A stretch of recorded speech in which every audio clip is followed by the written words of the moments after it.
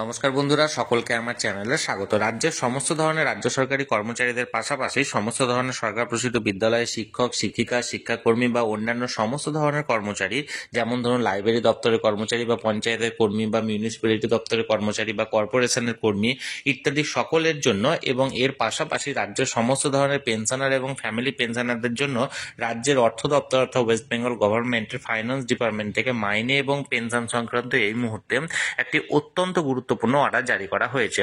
অর্ডারটি কি বিষয়ক এবং কি কি বলা হয়েছে সকল কিছু আজকের ভিডিওতে বিস্তারিতভাবে আলোচনা করব।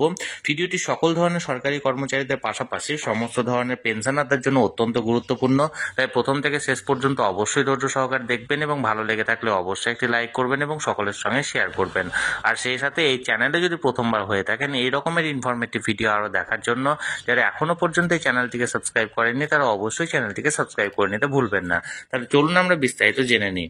এই অর্ডারটি মূলত রাজ্যের সমস্ত ধরনের সরকারি কর্মীর পাশাপাশি সমস্ত ধরনের পেনশনাররা এবং ফ্যামিলি পেনশনাররা তাদের জানুয়ারি মাসের স্যালারি বা পেনশনটি কবে নাগাদ পেতে চলেছেন সেই সংক্রান্ত।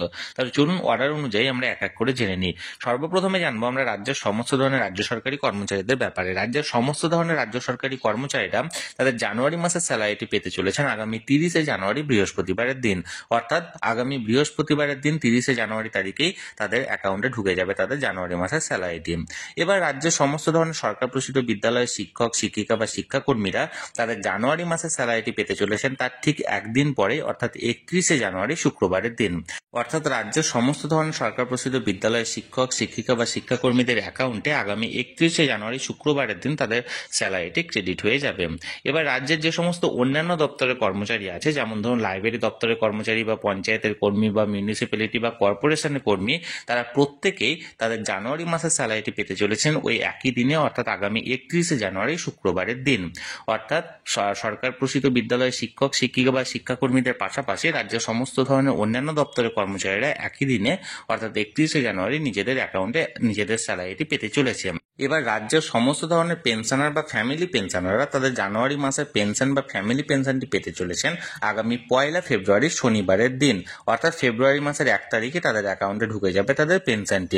অর্থাৎ এক কথায় বলতে গেলে রাজ্যের সমস্ত ধরনের রাজ্য সরকারি কর্মচারীরা নিজেদের স্যালারিটি পাচ্ছেন 30শে জানুয়ারি বৃহস্পতিবারের দিন। রাজ্যের সমস্ত ধরনের সরকার প্রসূত বিদ্যালয়ের শিক্ষক, শিক্ষিকা বা শিক্ষাকর্মী এবং এর পাশাপাশি রাজ্যের অন্যান্য দপ্তরে যে সমস্ত কর্মচারীরা আছেন, যেমন লাইব্রেরি, পঞ্চায়েত, মিউনিসিপ্যালিটি বা কর্পোরেশন, সকল কর্মীরা আগামী 31শে জানুয়ারি শুক্রবারের দিন নিজেদের স্যালারিটি পাচ্ছেন। এবং রাজ্যের সমস্ত ধরনের পেনশনার বা ফ্যামিলি পেনশনাররা তাদের জানুয়ারি মাসের পেনশনটি পাচ্ছেন আগামী 1 ফেব্রুয়ারি শনিবারের দিন। তাহলে বন্ধুরা, যে অর্ডারটি জারি করা হয়েছিল রাজ্যের অর্থ দপ্তর থেকে, সেই অর্ডারটির ব্যাপারে আমি বিস্তারিত আপনাদের সঙ্গে আলোচনা করলাম। এই নিয়ে যদি আপনাদের কোনো প্রশ্ন থাকে বা কোনো কিছু জানার থাকে অবশ্যই কমেন্ট করুন। আর এই ভিডিওটি ভালো লেগে থাকলে অবশ্যই একটি লাইক করুন এবং সকলের সঙ্গে শেয়ার করুন। আর সেই সাথে এই চ্যানেলে যদি প্রথমবার হয়ে থাকেন এই রকমের ইনফরমেটিভ ভিডিও আরও দেখার জন্য যারা এখনো পর্যন্ত চ্যানেলটিকে সাবস্ক্রাইব করেননি তারা অবশ্যই চ্যানেলটিকে সাবস্ক্রাইব করে রাখুন। ধন্যবাদ, দেখা হচ্ছে পরের ভিডিওতে।